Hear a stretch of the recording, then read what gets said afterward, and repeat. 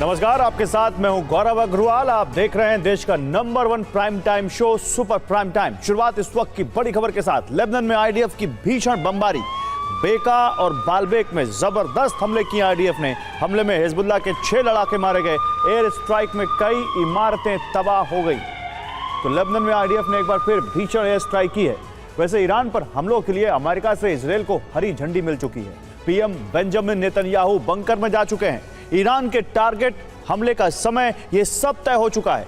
America को list सौंप दी गई है। लेकिन क्या सिर्फ सैन्य बेस और मिसाइल गोदामों पर ही इजरायल हमले करने वाला है, या फिर इजरायल का प्लान कुछ और है?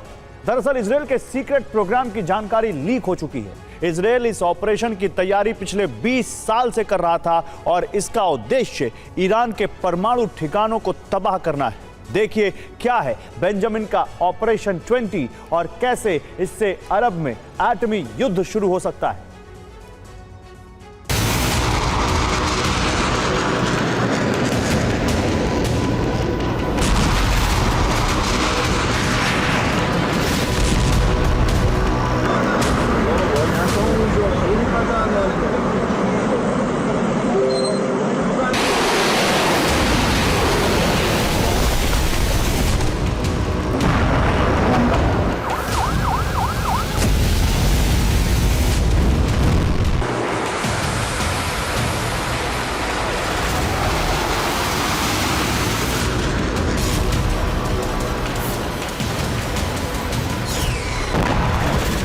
दुश्मन को खत्म करने के लिए रणनीति की जरूरत होती है और ये रणनीति इजरायल बीते 20 साल से बना रहा है।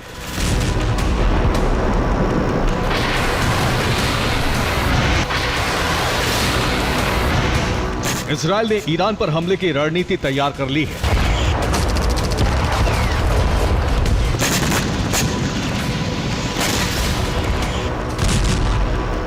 इजरायल ने ईरान के टारगेट सेट कर लिए हैं। हर टारगेट पर हमले के लिए खास हथियार फाइनल हो चुके हैं।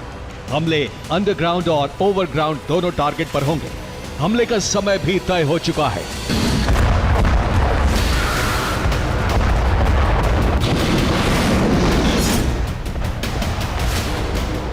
ईरान पर इजरायल के हमले बहुत जल्द शुरू होने वाले हैं। टाइम्स ऑफ इजरायल ने रक्षा मंत्रालय के सूत्रों के हवाले से कहा है कि किसी भी पल हमले शुरू हो सकते हैं।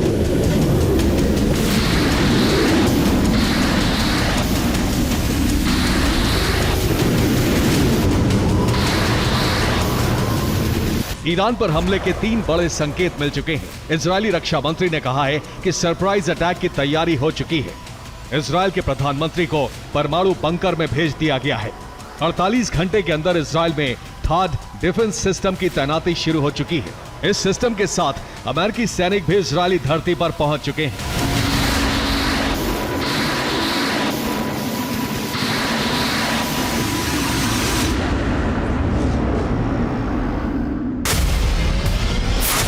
थाड सिमट और जवानों के साथ 2 C-17 मालवाहक विमान नेवातिम एयरबेस पहुंच चुके हैं। 6 C-17 मालवाहक विमान इजरायल पहुंचने वाले हैं।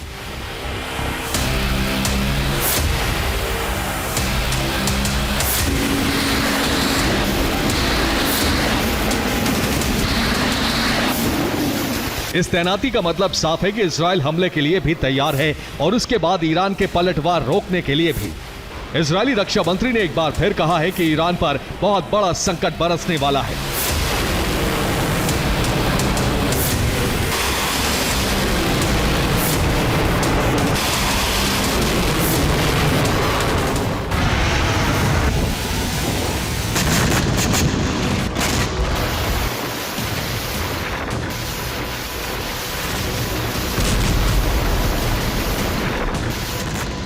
इजरायल ने जो टारगेट तय किए हैं उनके मुताबिक ईरान के missile drone launch site, missile drone storage site, missile drone production site, military base और सरकारी इमारतों को इजरायल निशाना बनाएगा।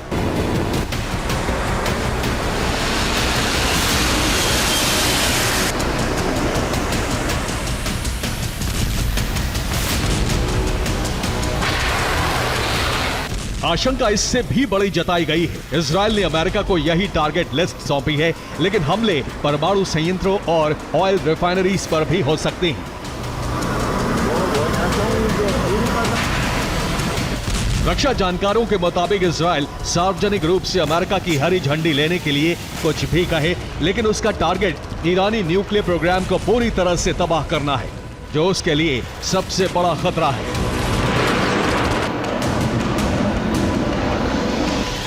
इसका सबूत यह है कि वो इस बार ईरान पर हमले के लिए उन हथियारों का इस्तेमाल करने जा रहा है जो ईरान के परमाणु संयंत्रों को ही तबाह करने के लिए विशेष रूप से बनाए गए हैं।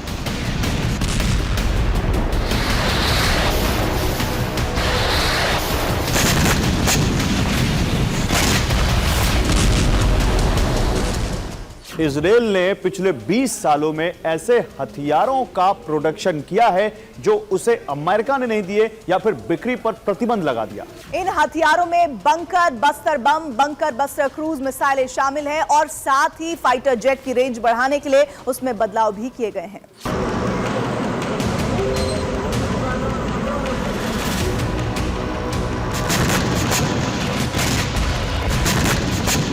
यरूशलेम पोस्ट की रिपोर्ट है कि 20 साल में इजराइल ने कई घातक हथियार बनाए हैं और विमानों में बदलाव करके ईरान पर हमले के लिए डिजाइन किया है।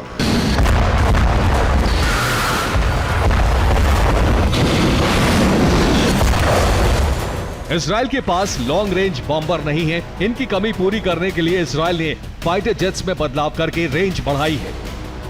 इजराइल ने F-35, F-15, F-16 fighter jets के डिटैचेबल फ्यूल टैंक विकसित किए हैं। इससे इनकी फ्लाइट रेंज बढ़ गई है और स्टेल्थ क्षमता प्रभावित नहीं हुई है।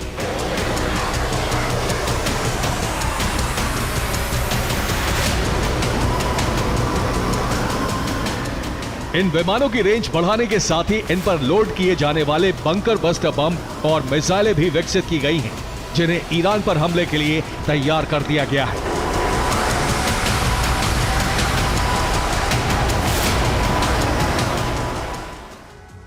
और 20 साल के रिसर्च और डेवलपमेंट के आधार पर तैयार किए गए इन हथियारों में शामिल हैं रैम्पेज मिसाइल। इसकी लंबाई है 4.7 मीटर। मिसाइल का वजन 570 किलोग्राम है। इसकी वॉरहेड क्षमता 150 किलोग्राम तक है। इस मिसाइल को F-15, F-16 और F-35 से लॉन्च किया जा सकता है। दूसरा घातक हथियार है 500 MPR। यह एक बंकर बस्टर बम है। यह बम इतना ताकतवर है कि 4 मीटर मोटी कंक्रीट भेद सकता है। इसे इजराइल के F-15I फाइटर जेट से लॉन्च किया जा सकता है। तीसरा घातक हथियार है रॉक्स मिसाइल। इसकी रेंज 300 किलोमीटर तक है। इसकी वॉरहेड क्षमता 500 किलोग्राम तक है। इस मिसाइल को F-16 फाइटर जेट से लॉन्च किया जा सकता है। खासियत यह है कि इसको अंडरग्राउंड स्ट्रक्चर पर हमले करने के लिए डिजाइन किया गया है। चौथा घातक हथियार है पॉप आई टर्बो क्रूज मिसाइल। इसकी रेंज 1500 किलोमीटर तक है, यानी इजराइल लाल सागर से ही ईरान पर हमले कर सकता है। इस मिसाइल को सबमरीन से लॉन्च किया जा सकता है।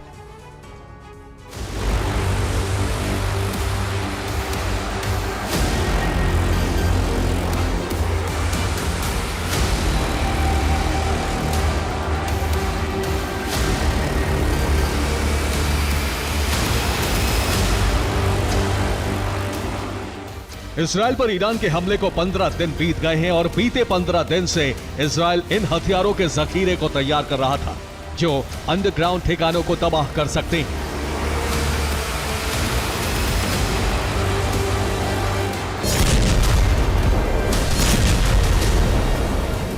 बंकर बस्टर मिसाइल और बम इसीलिए तैयार किए गए हैं ताकि जमीन के नीचे ईरान के न्यूक्लियर ठिकानों को ध्वस्त किया जा सके।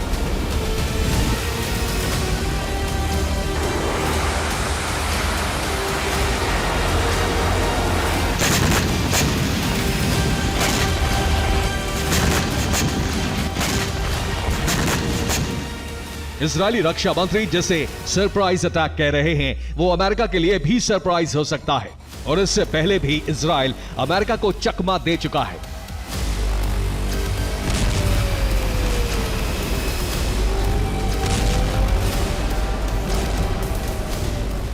इजराइल ने कहा है कि वो गाजा के राफा पर हमला नहीं करेगा।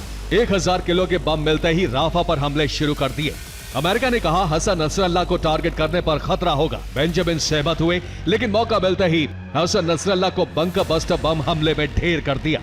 अब अमेरिका ने कहा है कि ईरानी परमाणु संयंत्रों, तेल रिफाइनरी पर हमले ना किए जाएं।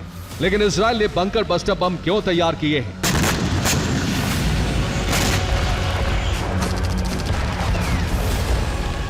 मतलब साफ है कि इजराइल इस बार भी अमेरिका को चकमा देने की कोशिश करने वाला है।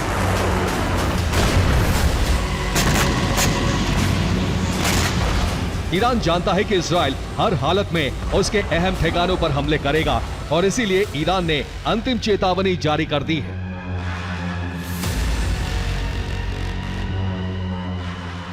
ईरान ने कहा है कि अगर परमाणु संयंत्रों पर हमले हुए तो इजराइल का अस्तित्व मिटा दिया जाएगा।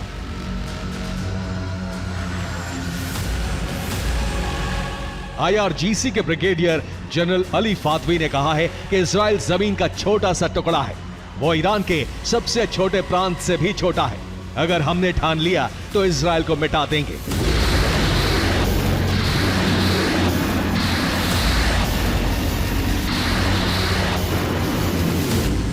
इजराइल ने भी हर कीमत पर हमलों की ठान ली है। हथियार तैयार हैं, सुरक्षा के लिए थाड तैयार हो चुके हैं। किसी भी वक्त ईरान पर हमलों की शुरुआत हो सकती है। Bureau report, TV9, Bharatvarsh.